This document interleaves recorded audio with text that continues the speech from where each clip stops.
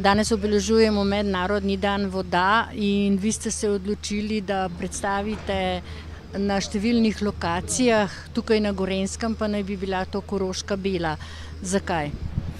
Tako je, ja, direkcija se je ob dnevu voda, to je 22. marec, odločila, da odpre 8 gradbišč po celi Sloveniji za javnost, za predstavitev, zato da se javnost seznani z našim delom v duhu nekega boljšega sodelovanja oziroma sodelovanja z javnostjo, ki je vsemu interesu in transparentnosti direkcije.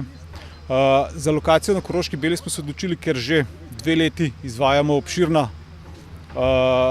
dela, ki so bila predvidena z projekti za preprečevanje oziroma za zmanjšanje ogrožena Koroške Bele zaradi grozečih plazov v zaledju.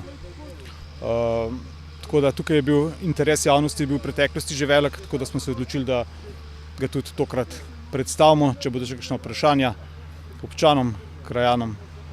Kakšna dela trenutno potekajo in kaj ste že vse naredili v tem času, ko so se začeli pogovarjati o tem plazu nad Koroško Belo, ki pa že kar nekaj let plazi.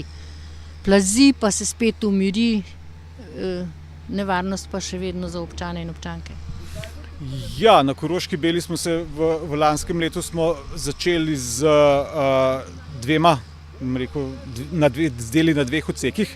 En odsek je bil celotna regulacija v dolžini skoraj 1 kilometer skozi Koroško Belo. To regulacijo smo v lanskem in letošnjem letu v celoti sanirali. Sanacija je bila v skupni vrednosti 430 tisoč evrov.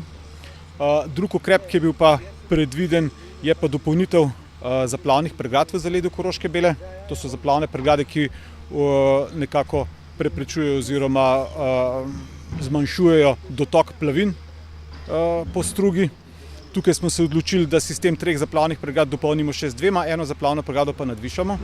S tem smo zagotovili nekako 5 do 10 tisoč kubičnih metrov dodatnega zaplavnega prostora in pač boljše obvladovanje tega transporta materijala. Ali boste tako delali tudi na Belcu, da boste zgradili pregrade zaradi plazu?